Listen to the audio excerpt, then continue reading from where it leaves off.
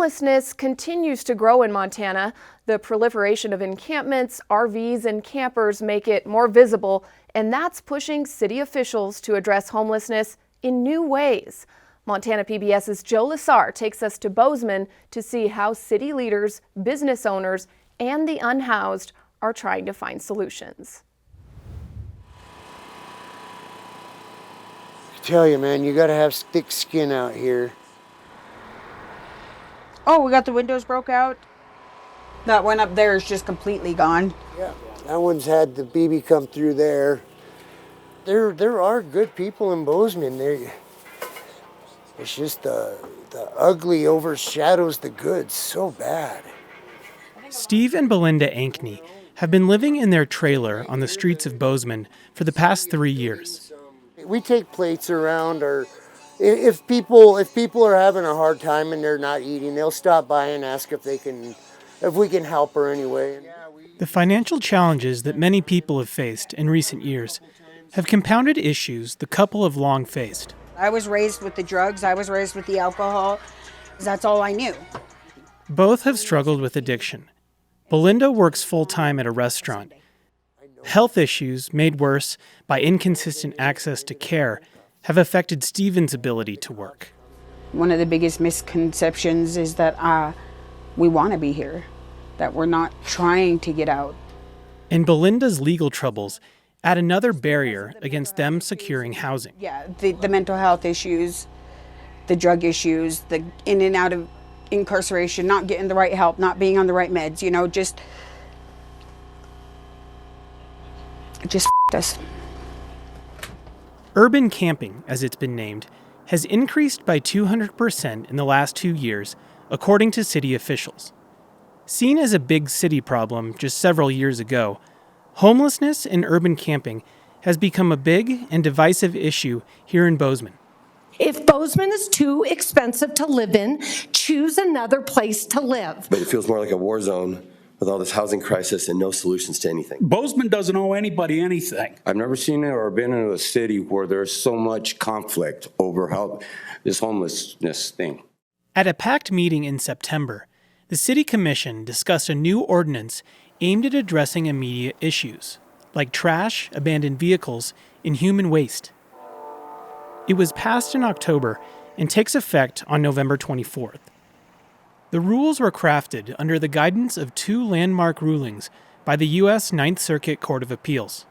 We cannot criminalize homelessness by writing somebody a ticket or moving them.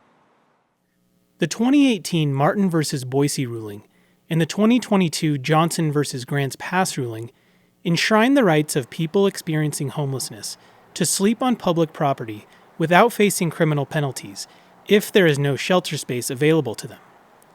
The ruling said that doing so violates the Eighth Amendment's cruel and unusual punishment clause.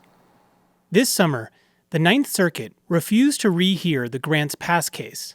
Since then, mayors and attorneys general across the Ninth Circuit, including Montana's Attorney General Austin Knudsen, have pushed to get the cases in front of the U.S. Supreme Court.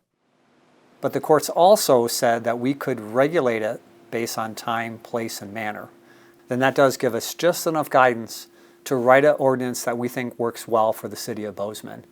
The original draft of the ordinance limited camping in the same spot to 5 days and created a civil penalty structure in which after 3 warnings, people would receive $100 fines for each additional infraction.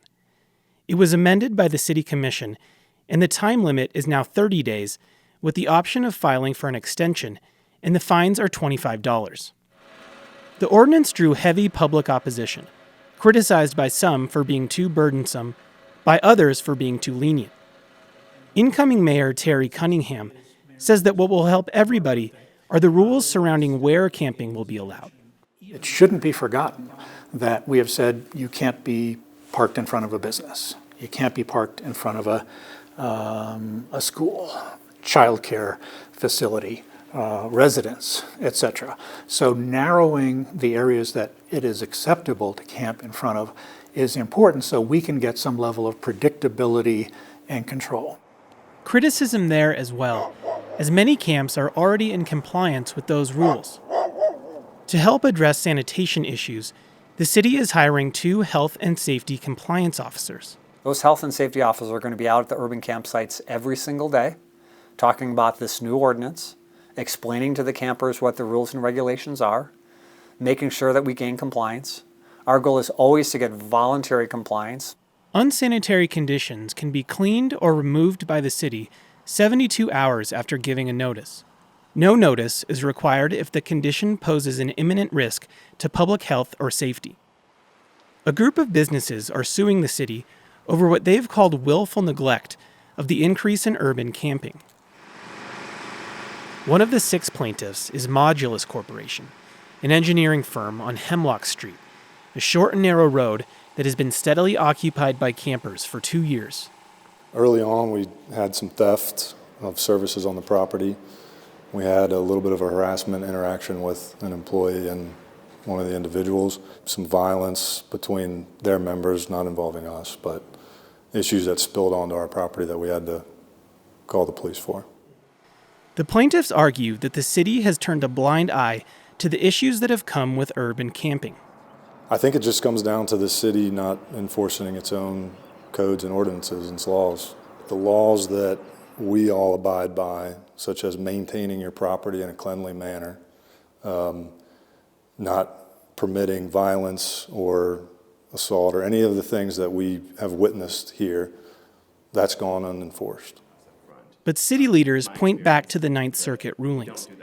They maintain that they can't apply those laws to the homeless population because they bring criminal penalties. City Manager Mihalik is asking business owners for patience as the new ordinance takes effect. But this new ordinance is an attempt for us to actually do exactly what they want. And that's to create a better framework of laws that we can enforce in the right of way to get things cleaned up. Because that's exactly what I hear from the business owners. Here in Bozeman, urban camping and ongoing homelessness are in some ways separate issues. Homelessness has always been on the radar. This, with urban camping, etc., RVs, more cars, this is a recent phenomenon. Because of the generators, new model cars, and TV antennas, there's a sentiment in town that people are choosing to camp in order to save money on housing. Mihalik acknowledged that the city is aware of some folks who are doing just that. He says that going ahead, those folks will be asked to move on. But figuring out who those people are comes with challenges. One of the difficulties is having the discussion and saying, why are you currently homeless? They are not required to provide us with that information and often are uncomfortable answering those types of questions. So our ability to say, this is exactly why this person in this camper is homeless, as opposed to that other person across the street is homeless, gets you on a pretty slippery slope pretty quickly from a human rights point of view. Regardless of the makeup or intention of the urban camping population, data from the Homeless Management Information System shows a 50% increase in people experiencing homelessness in Bozeman since 2020.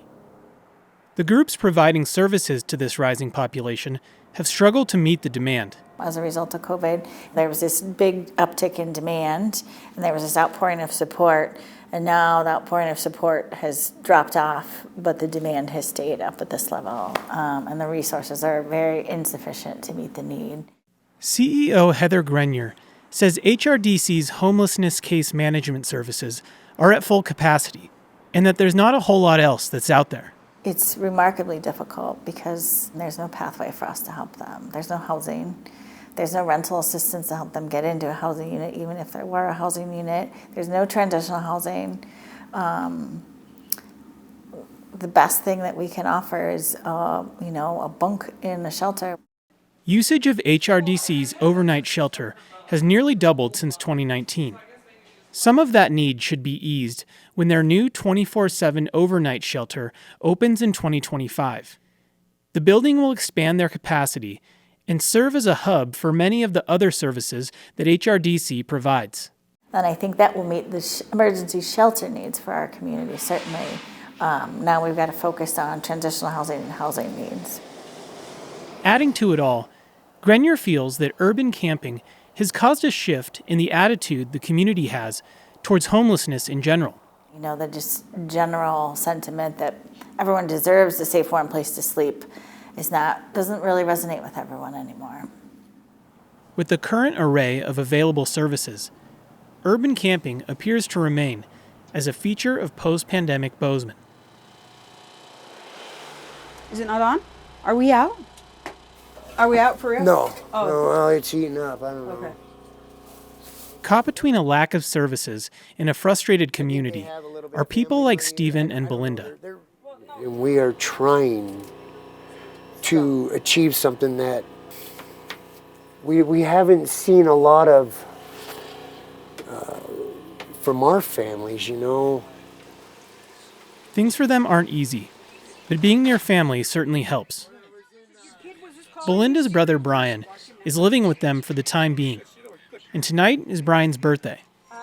Brian's granddaughter is visiting for the night and helping them celebrate. And I'm blessed to have this much when I could have nothing. Life here in Bozeman means they get to be close to their 3 daughters, who live with Stephen's dad in Belgrade. And I don't want that to go away, and I don't want that to stop. I mean, I work too hard. This is what it's about. We are having these struggles and we are having these problems, but as soon as we get through them, we are going to be okay. We are going to get to the other side. Stephen is from Belgrade. He's contributed to the Gallatin Valley for years, and more than anything, just wants a part of it for him and his family to enjoy. We just want a peace. We just, we just want to enjoy this with you guys. There you go, brother.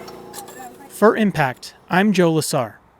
West of the Divide, earlier this summer, Missoula declared an official state of emergency regarding homelessness in the city.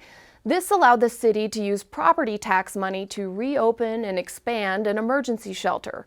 Missoula City Council is set to vote on its own urban camping ordinance in December.